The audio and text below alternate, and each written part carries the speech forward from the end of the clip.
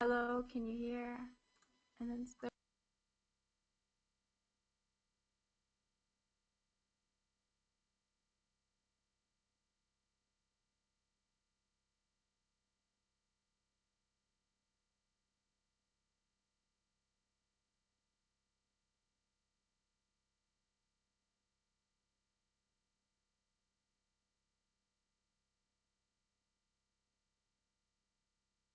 Hi everyone, good morning. Thank you for joining us today on our webinar When Bad Reviews Happen. So we're going to be going through some best practices for responding to reviews, both negative and positive, and discussing some of the benefits that we can get from responding to reviews, and also some best practices on reporting reviews.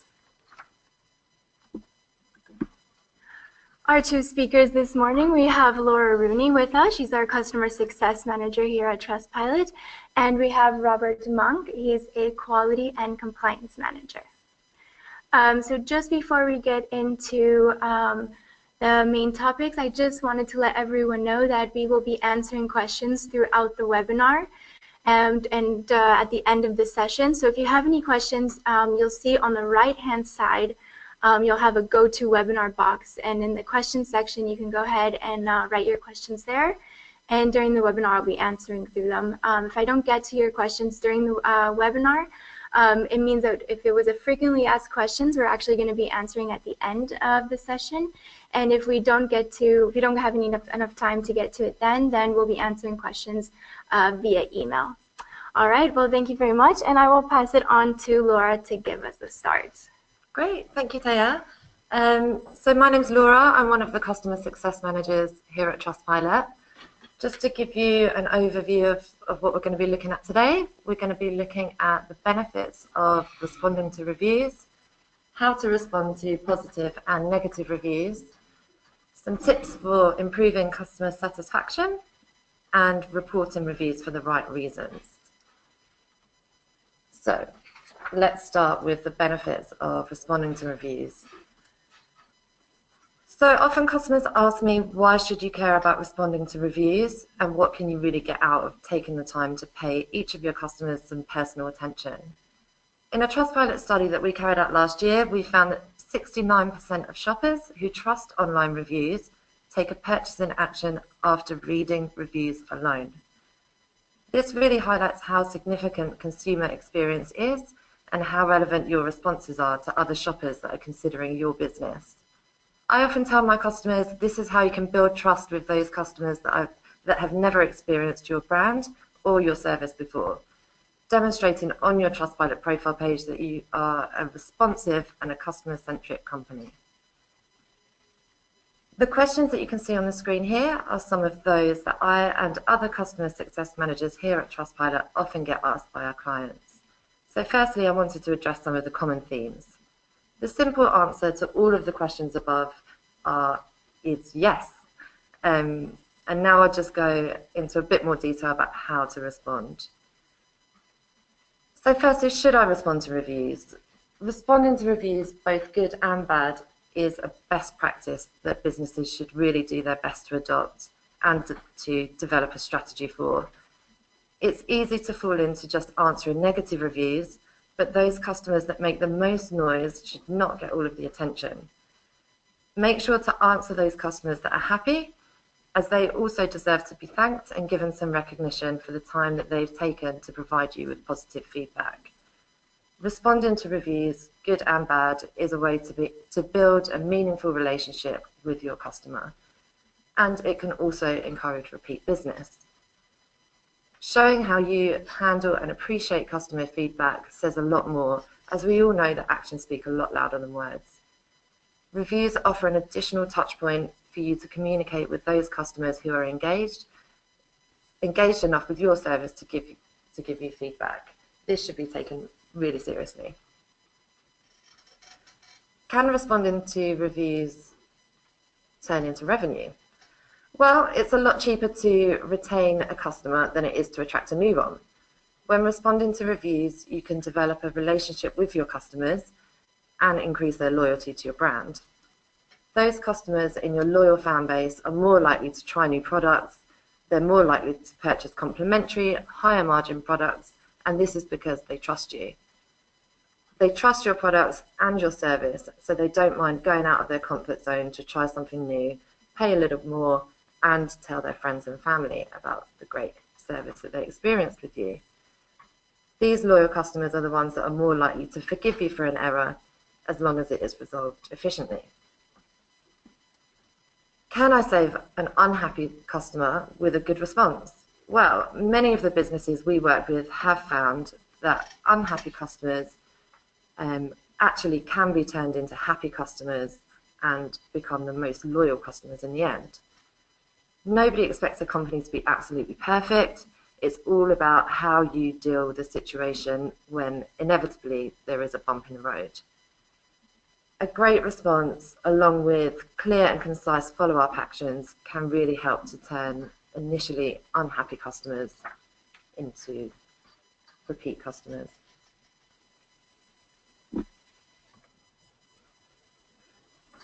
So let's have a look at the benefits of responding publicly to your customer reviews. As discussed, responding to reviews, whether they be positive or negative, can lead to positive outcomes for your business. When you respond publicly, your response is noticed by prospective customers, not just the customer who wrote the review itself.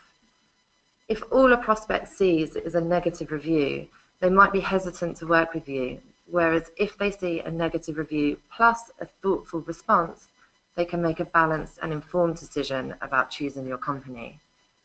This is where the opportunity to turn a bad review into something good lies. In a nutshell, publicly responding to reviews is a transparent way to build a trusted brand and to prompt others to do business with you. Let's get a little deeper into the different areas and ways negative reviews can actually help you. So, why bad reviews aren't actually so bad? Of course, many of us don't like negative reviews. We can take it personally, and it can hurt to know that we're not hitting the mark with our customers. But the best way to react to negative feedback is to take that feedback, respond to the reviewer, and make measurable, open improvements. Consumers want to feel like they matter, they want to feel like they're listened to, and that they can shape the world around them. This is why they're willing to spend their valuable time sharing their experiences. On the other side of that, businesses want to feel like they're making decisions that keep themselves, their brand, and their businesses ahead of the competition. A study completed by eConsultancy showed that 68% of consumers trust reviews more when they see both good and bad ratings on their profile. And actually 30% of consumers do suspect some kind of censorship when no negative reviews are present. This highlights that consumers know businesses can't get it right every time. So if a business is only getting 5 stars and a consistent perfect score, then they become more skeptical. And it goes without saying that every customer knows you can't get it right every time. All they want is to be assured that when something does go wrong, it's handled professionally and efficiently. Not all businesses are able to fix these issues efficiently or learn from them, so a negative review with an awesome response can be exactly what you need to take your business to the next level. This can also really help you to show how you can outperform your competitors. Negative reviews have an inherent value, and they're a natural part of the review collection process. In this business, we've seen our customers benefiting from negative reviews in 3 main umbrella areas: building brand reputation, increasing their conversion, and improving customer service. Let's have a look at building your brand reputation. How you handle negative feedback can make or break your business. Word of mouth is a powerful communication tool, and opening a 2-way conversation with customers allows you not only to amend your relationship with the unhappy customer, but also publicly displays how your business handles various issues. This gives your company a chance to build a strong brand voice and show your community that you're a customer-centric business, and that you take reviews and customer satisfaction really, really seriously. Engaging with your customers gives you a chance to tell your side of the story, which can alter a customer's negative opinion and inform them how things may have gone wrong. Let's have a look at increasing conversions. By leaving a negative review, your upset customer is giving you a chance to make the situation better. The ball is very much in your court. It's your responsibility to turn the negative into a positive and change their mind. If you can change an unhappy customer's mind and turn them into a loyal customer, the increase in revenue and lifetime value can be significant. Also, when handled well, negative reviews can help build trust and turn hesitant prospective customers into a customer. Mistakes happen, but what matters most is how they're dealt with. When shoppers see that your company responds to issues and resolves them, they then see that even if something does go wrong, it will be fixed and they are in safe hands. This transparency provides the shopper with a sense of relief and some level of trust in your company. So strike up a conversation with unhappy customers, ask them where they've felt difficulties, and find areas where you need improvement. Let them know publicly that you'll work on these issues. It's these efforts that will help build your credibility. Some businesses often feel embarrassed about something going wrong and getting a negative review, so they have reached out to their customers privately, bypassing the Trustpilot reply function. When doing this alone and only reaching out to that customer in isolation, you're losing the opportunity to show other prospective customers your processes and approach to fixing issues. I really want to emphasize the importance of showing all shoppers that you're a business that listens, reacts, and resolves customer issues the best way you can. This can only help you to improve your service in the long run. While long threads of disappointing rants might serve as a tough read, some points will actually give you insight into where your business is faltering. Negative feedback is actually great when it comes to getting new insights into your customer journey, identifying pain points, and understanding what your consumers want and expect from you. Use your reviews to monitor your performance, your online reputation, and improve your business practices.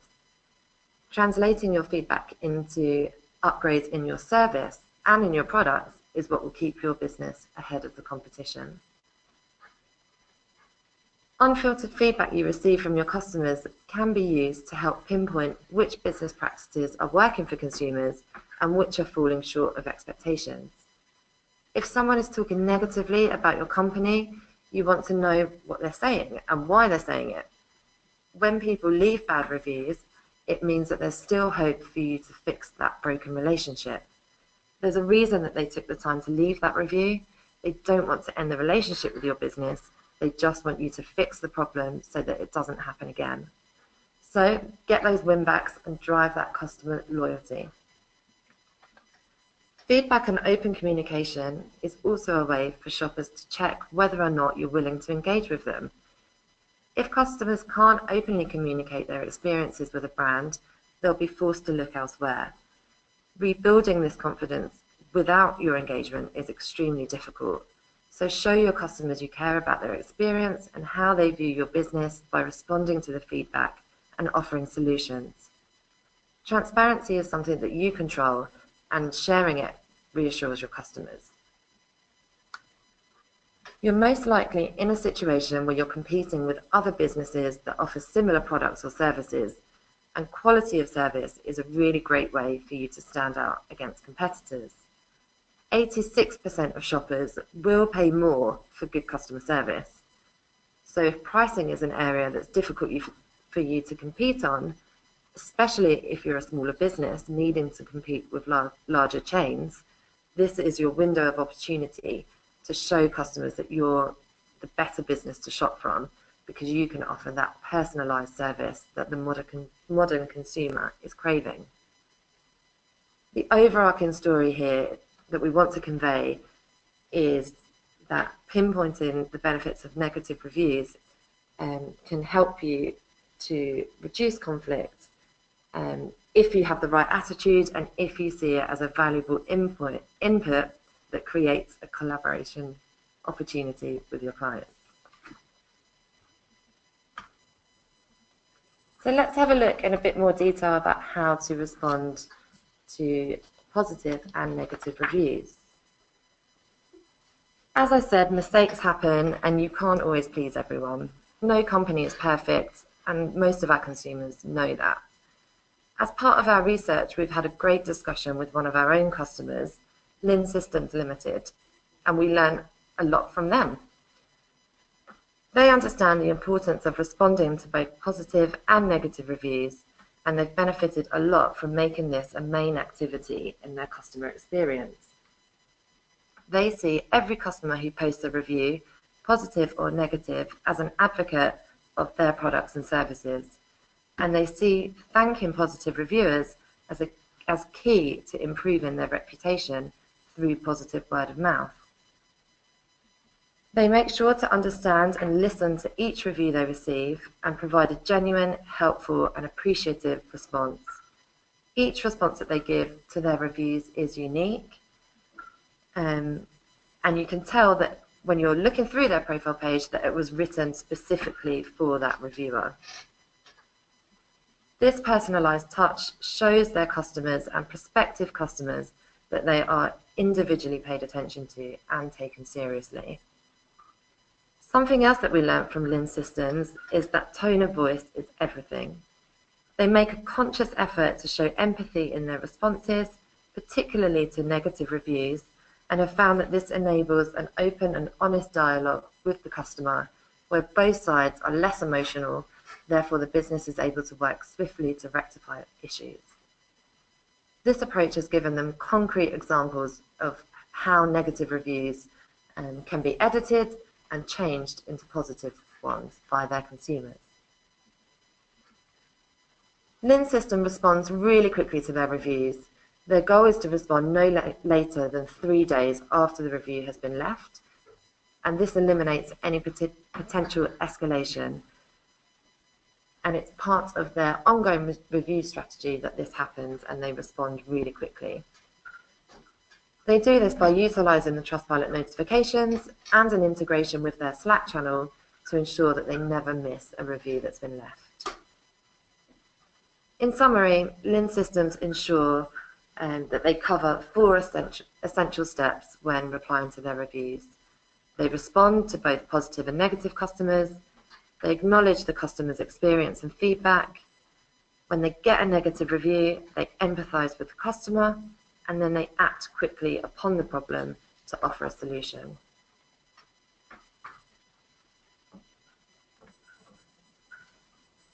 So, how exactly can we turn a negative review into a positive one?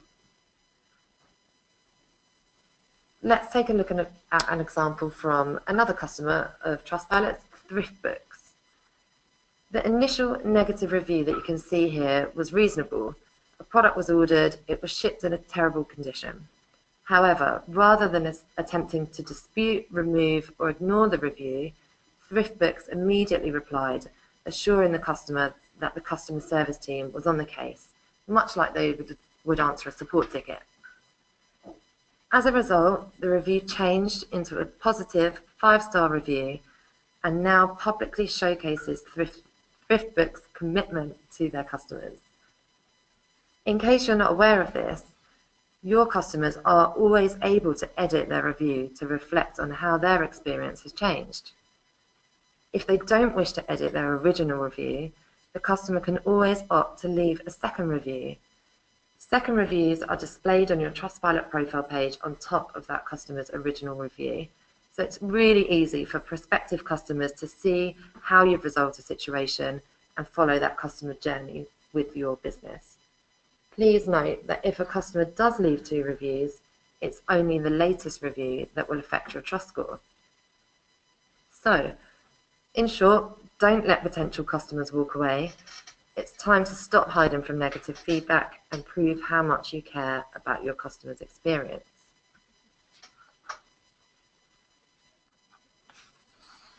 So, Looking at some more research, let's have a look at some tips for improving your customer satisfaction. We looked at an article from Forbes titled 7 Ways for Dealing with Angry Customers, and we've put together some tips that can help you when approaching customer feedback and your efforts improving their satisfaction. It's important to remember that shoppers and customers are not expecting perfection. Mistakes happen, however, they do want customers to try their best. So no matter how big or small the problem is, be prepared to take some tough criticism and learn to approach the feedback with reason. You have to actively participate in conversations involving a negative review, and keeping calm is the only way that you can address the issue and fruitfully converse with a customer. The only way to turn a bad review into a good one is to roll with the punches. Apply your best listening skills, hear what they have to say, and understand the customer's concern and problem. Actively sympathize with them. Make sure you answer all of their questions, respond quickly, and take control of the situation. When customers see that you're taking them seriously, you can gradually earn their trust. Once you understand why the customer is unhappy, it's time to offer a solution. Most of the time, the customer just wants to vent and have the problem resolved. By providing customers with real solutions to their issues, you eliminate their insecurities of purchasing with you. Businesses that are able to address their failures quickly and properly have a high chance of gaining customer loyalty. Also, remember not to over-apologize. While saying sorry to the customer is very important, offering a proper solution and saying, let's see what we can do to make this right, is often more effective in showing the customer that they weren't wrong for choosing you as their provider. Thanking customers for taking the time to write a positive review is also very important. More often than not, by writing a review, they actually are showing that they care and are willing to put the time in to start a conversation with you. Thanking the customer also shows that you appreciate them and truly see business benefit to their review. Let's look at a couple of things that you should avoid. Of course, many of us don't like negative feedback. It can hurt us to know that our business is not hitting the mark. When you decide to attempt to remove negative feedback, you're communicating to that customer that you don't value their opinion. This could have an unintended consequence and can make your customers angry and frustrated, even more than they initially were. Deal with your unhappy customers' reviews rather than attempt censorship. A bad review might lead you to make promises just to make sure that you feel the customer is relieved and reassured. You might think that this is a temporary fix, but when your business can't meet those expectations that you've promised, the initial problem is only exacerbated. When you try to cover yourself with fake promises, you're digging yourself a grave for whatever is left of your reputation. The customer will lose all trust and most likely will never do business with you again. If, for whatever reason, you can't meet customer expectations, give them the real picture, understand the problem, and give them some plausible solutions. Don't take it personally if you want to handle the crisis effectively. Customers' opinions can be threatening at times. They will try to project their authority, frustrations, and criticisms on you. In such cases, it's important to react with your head and not your heart. Keep in mind that the customer is upset with their experience and not with you specifically. If you take their projections to heart, it can prevent you from wanting to help the customer with their issues and turn them into a returning customer. So let's have a look at some key takeaways from the first part of today's webinar.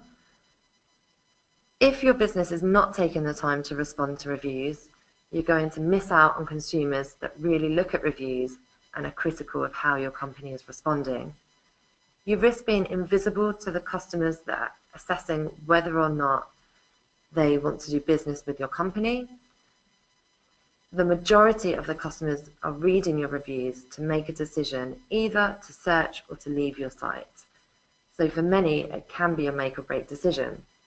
Make it easy for shoppers to choose you. Another key point, which we haven't gone into detail in this webinar, but it can actually help you to ensure that you receive positive reviews that you deserve, is proactively collecting reviews from your customers. Companies often get more feedback if they actively ask for reviews, and if they deliver great service, the reviews should reflect that, leading to a higher star rating and a higher trust score. When companies claim their profile on Trustpilot and actively invite their customers to write reviews, they engage people who otherwise may not have bothered to provide feedback. We often see that inviting people entices many satisfied customers to express their opinions when otherwise they may not have done so. Overall, the companies that actively collect feedback are often reviewed by a larger and more representative group of customers. Finally, as a note from me, what I would say and what I advise my customers when they're looking to become and enhance their reputation as a trusted brand is to get yourself a review strategy in place. It doesn't have to be complicated, it doesn't have to be overly time-consuming, but ensure that you have a routine in place that works for you and your customer service team, and be consistent with it. The most successful clients that I work with are those that learn from their reviews, understand their customers' feedback, and make a proactive effort to make their customers feel valued and listened to. Don't forget that actually 74% of the reviews on Trustpilot are actually 4- and 5-star reviews. Now I'm going to hand over to Robert, our Quality and Compliance Manager, and thank you all for listening. Thank you, Laura. I just want to emphasize that we do recommend responding to reviews rather than reporting them. But if a review is contravening our guidelines, we do have tools and guidelines in place to help companies do this. On Trustpilot, we have over 1 million reviews a month, and we don't monitor the contents before they go online. So we do have tools in place that allow companies and users to report or notify reviews should they be in breach of our guidelines. Of course, just because a review is in breach doesn't mean that it necessarily warrants a report. That's up to the individual companies to decide on their own whether they want to report it or reply to these reviews. You can see on our own Trustpilot profile page, we choose to reply to these reviews rather than report them because they give us a unique opportunity to present our side of the story and explain how we operate. So, if a review is in breach of our guidelines and merits a report, the first thing you need to do is to acquaint yourself with our user guidelines and our company guidelines. Our user guidelines is applicable to the reviews themselves, whereas the company guidelines applies to company replies and company behavior.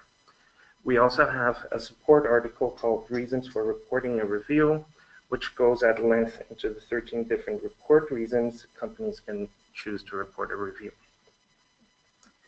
So, when you're in your B2B and you have come across a review which you would like to report, what you need to do then is click on the little flag underneath the review, which will prompt you to another pop-up. In this pop-up, you're going to have to select the reasons why you're reporting the review. Here you have to do two things. A, you need to select the reason that applies to the review, where the review is in breach of our guidelines.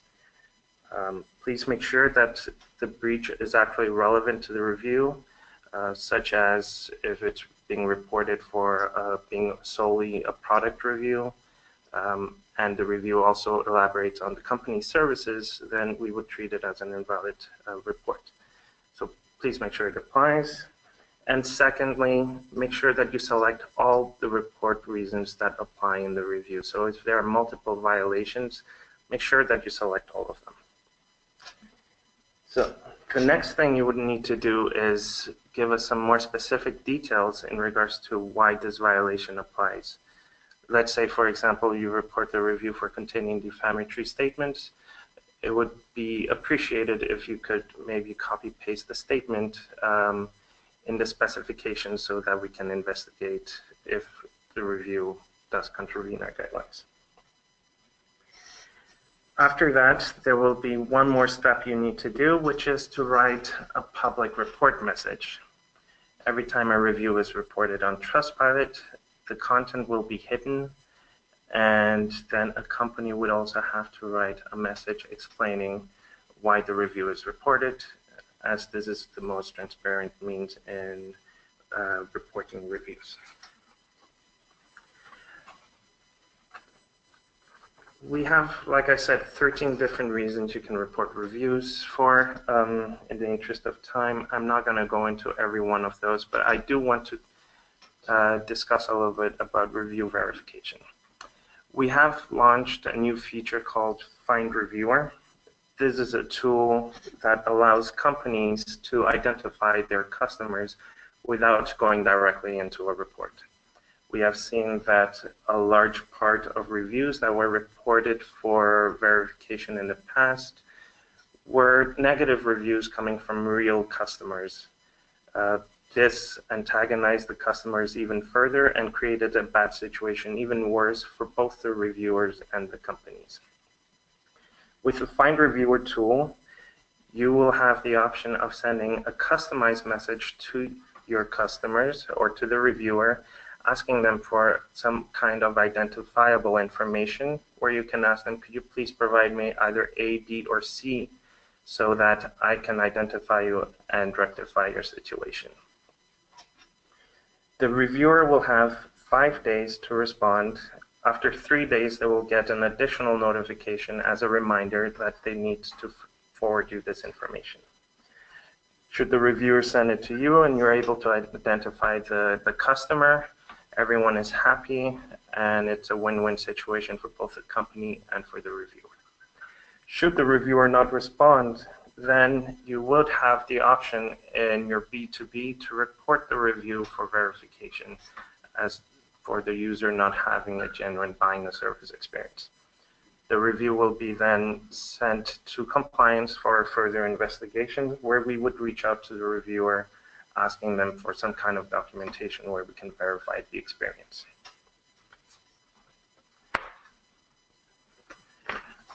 I would like to say that we're here to help. Compliance have offices in 5 different locations. We have 2 offices in the US, in the UK, Denmark, and Lithuania. We want to help all companies get the most of our platform, including reporting reviews and reaching out to reviewers where that's a more appropriate option. We want to help everyone use Trustpilot correctly and get the most out of working with reviews. Please do take the time to read some of our support center articles, as they're very useful in regards to how to report reviews and also to get some further insights into how compliance operates and how we combat fake reviews as well. Thank you.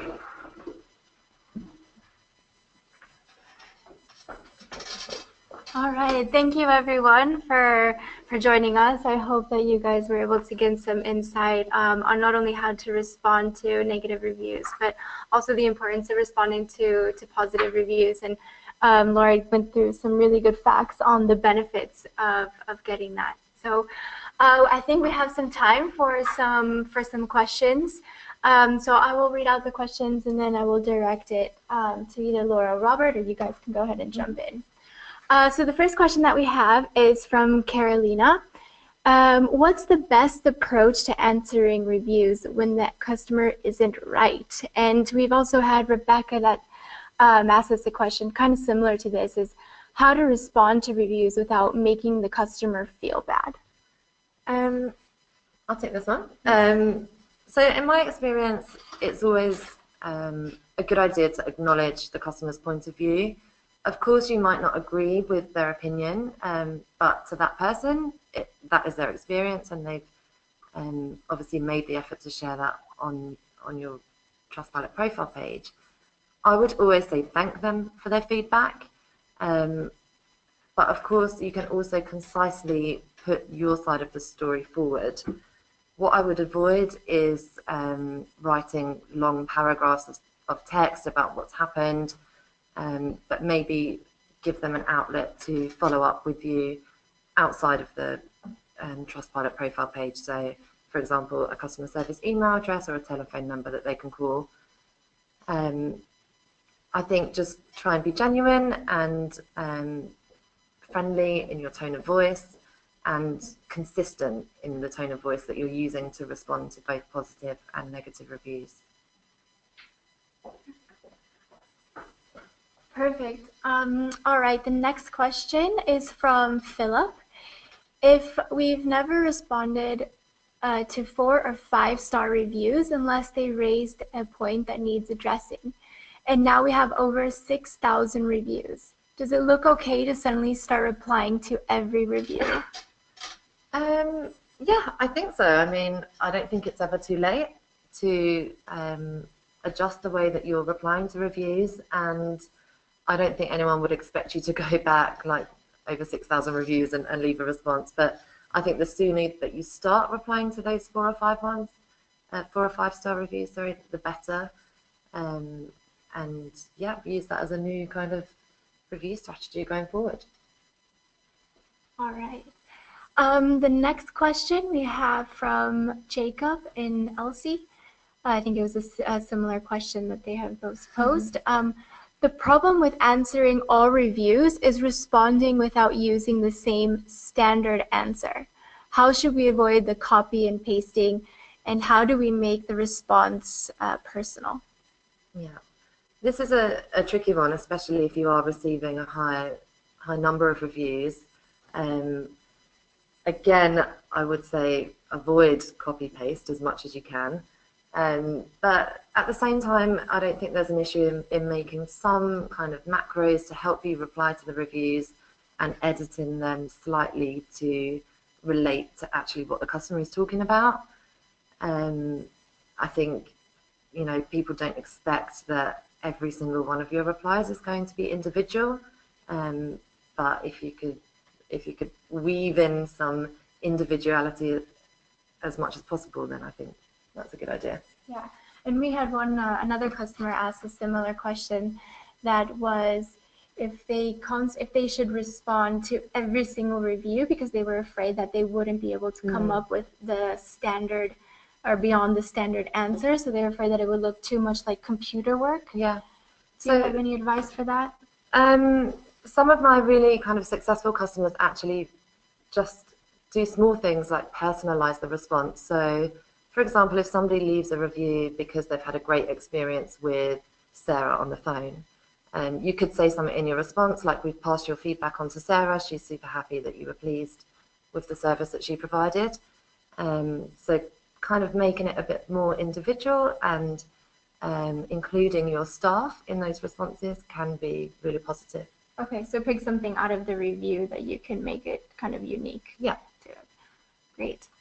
All right, we have another question from Jason. If you invite a customer to update their review, should that be via a manual invitation system or via email? Should I take this one? Yeah. Sorry, my bad. So, if you send them a second invitation, this won't give them the option to edit their original review. So if you want them to edit their original review, you can actually just direct them back to Trustpilot.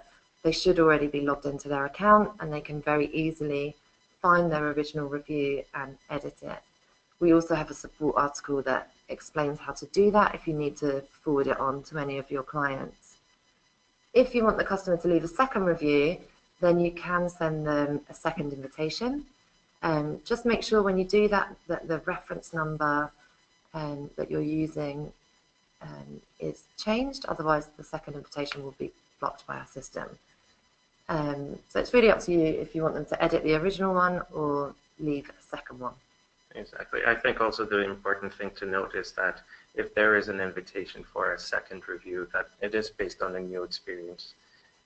could relate to the original purchase, but if you want them to write a new follow-up review, there must be some kind of follow-up experience to invite for. All right. I think we have time for just one last question. This one was from Kim. What if a review is for a different company? What do you do then? Well, we do have a report reason in the B2B that applies to that. So do select that if it is on the wrong company profile.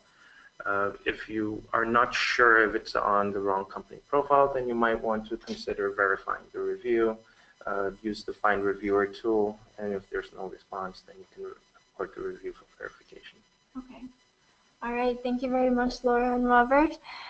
Thank you everyone who joined our session today. If you have any other questions, please feel free to reach out to your customer success manager or their support center.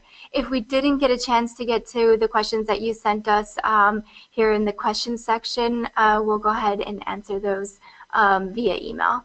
Thanks again, everyone, for joining us. I really appreciate it. Have a good afternoon.